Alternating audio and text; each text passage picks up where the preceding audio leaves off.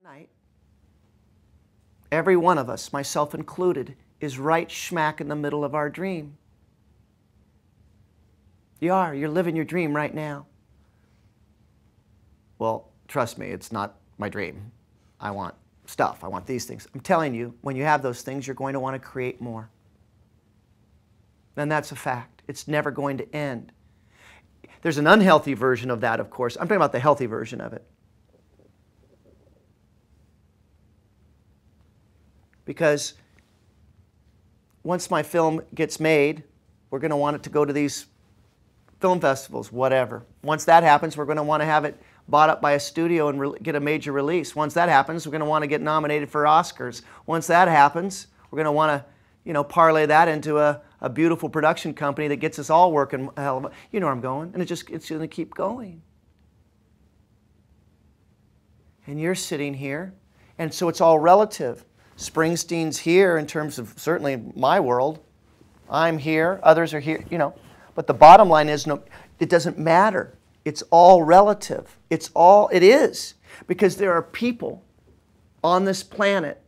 I did a Skype interview the other day with a student. Broke my heart. She called from some crappy little cabin in Montana. It was a Skype thing. She had to go to a friend's house because she has no internet or the ability to Skype. She emailed me from a library in Bozeman that she drove an hour and a half to. Because what she wants to do more than anything else in the world is to be an actress. She doesn't have the money to get out of her shithole town. She's broke. She got nothing. But in this Skype interview, through her tears, she's saying, I would give anything if someday I could be at your school studying. Now, I'm not saying that this is the pinnacle of your career, being at our school, but you get my point. That you are able. You've created this.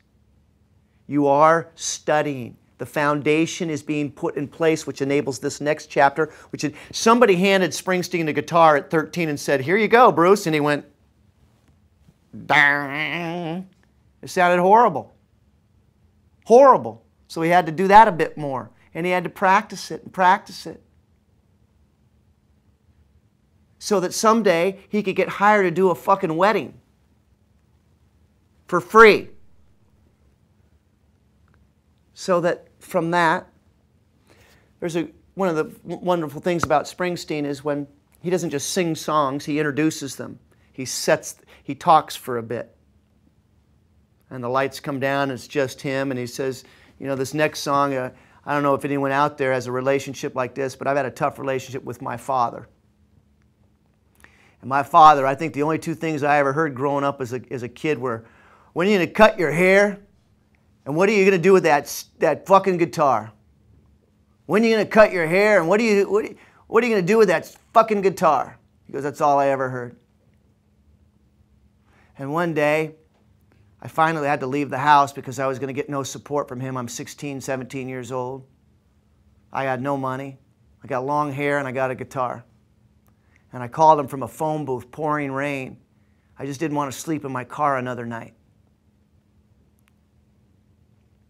And I called him. And he said, well, I told you you'd never amount to anything. I told you. You and that stupid fucking guitar.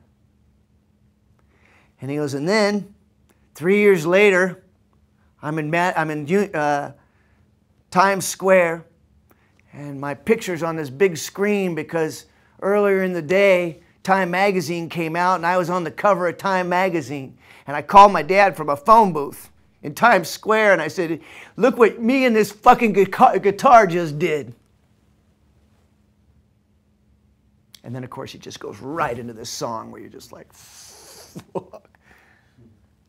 But that's not the point. The point is that sleeping in your car with your guitar, how could that be my dream? How can that be sexy? How can that be cool? How can that be it? It's the dog days of it. I understand. And I'm telling you that every single person who's ever achieved anything great in their life, who had I'm talking about a dream, and had that dream come true, started exactly where you have all started. Or where he did, where he got handed a guitar and went, bang, and you did a scene and it was horrible. And your nerves were too much, and so this leads to this, which leads to this, which leads to this, and all of it, because it's never going to end. It really isn't, if you're truly supposed to do this.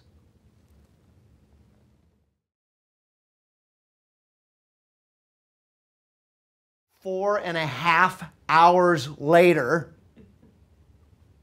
I'm standing on a seat, screaming, "Bruce!"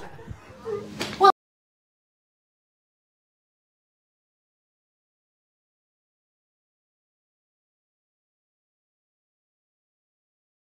okay, it all happened when me and my mom went to the DMV, and we're sitting in the waiting room, and it's filled with people, and it's silent. I'm pretty sure everyone can hear everyone else.